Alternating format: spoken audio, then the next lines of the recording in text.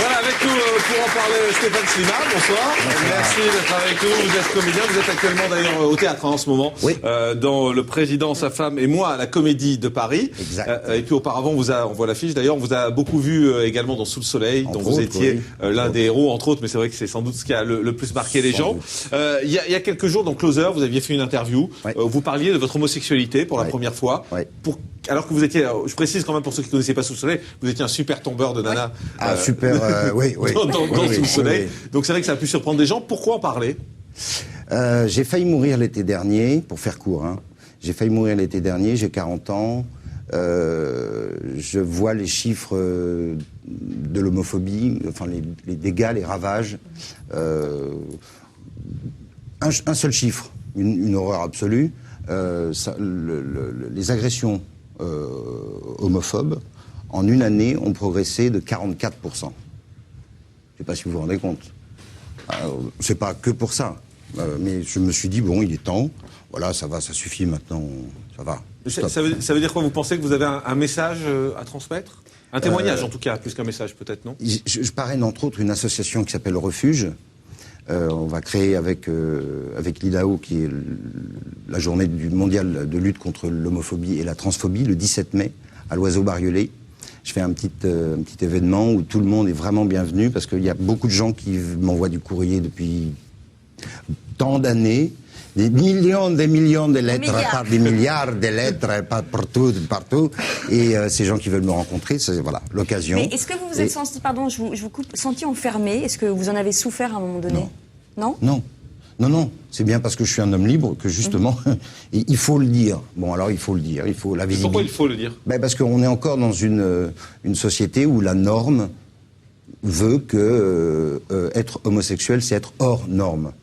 Et la norme, ça va, ça suffit. Est-ce que quand vous l'avez dit, vous avez pensé à votre carrière, vous avez dit, bah tiens, maintenant que je l'ai dit, peut-être qu'on va me donner moins de rôles de tombeur, de dragueur. Va savoir. Vous y avez pensé ou pas avant?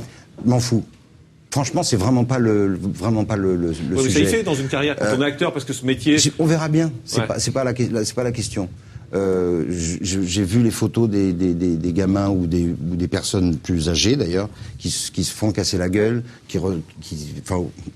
ou qu'on laisse pour mort sur le carreau, sur le trottoir. Il y a quand même quelques morts. Il y a eu encore en avril encore. C'est des choses qui et là je parle que de la France, parce que dans le monde entier, 80 pays. Dans 80 pays, le simple fait d'aimer un être du même sexe est un crime. Dans 7 pays, encore, sur la planète, c'est la peine de mort. C'est-à-dire qu'il y a un moment où il faut faire quelque chose. Est-ce qu'après l'avoir dit, vous avez eu des réactions négatives? Stéphane, est-ce qu'après l'avoir dit, vous avez eu des réactions négatives? Aucune. Vous n'avez pas reçu de lettres homophobes? Non, pas du tout. Voilà. Même, au contraire, on a reçu à Wishing Productions qui s'occupe aussi de cet événement le 17 mai à l'Oiseau-Bariolais. On a reçu un coup de téléphone d'un garçon, Jamel, je crois. Oui, Jamel. Et qui n'était a priori pas homophobe ni homophile, et qui a entendu ses voisins qui se fâchaient très fort avec leur gamin. Le gamin a été foutu à la porte parce qu'il a annoncé à ses parents, il s'est dévoilé, il a annoncé qu'il était gay, foutu à la porte direct. Et Jamel a eu la bonté, depuis 2 semaines, moins de 10 jours, de le recevoir chez lui. Et puis après, on verra avec le refuge comment on peut gérer ça. Mais il y a des gamins qui se sont foutus à la porte simplement parce qu'ils sont eux-mêmes. Est-ce que vous pensez que le fait de le dire, en tout cas, ça va aider à lutter contre la discrimination? C'est le but. C'est vraiment le seul but. Je pense que la visibilité, dans le métier, parmi tous nos camarades acteurs, chanteurs, artistes, etc., je pense que s'il y avait en France plus de visibilité, on parlait des États-Unis dans notre petit reportage, on est vraiment en retard en France. Il y a une espèce de tabou qui est dû à quoi encore? D'accord, la société judéo-chrétienne, on a des... Ok, mais stop, faut arrêter. Mais il y a un moment où il faut arrêter. Mais juste d'abord, parce que j'ai vu quelques réactions. En ce qui me concerne, stop. J'ai vu quelques réactions sur le net, donc je vous pose la question pour ça. Ceux qui disent, il se fait un coup de pub.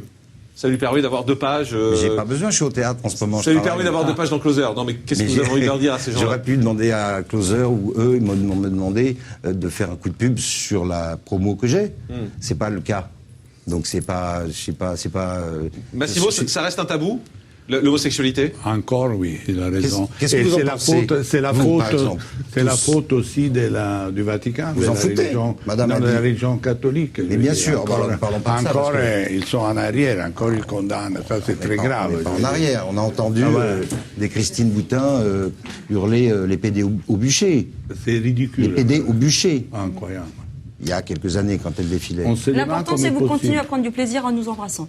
Merci beaucoup Stéphane Slima, comédien et jeudi avec le théâtre en ce moment à la Comédie de Paris pour le président, sa femme et moi. Merci Massimo Gardia également.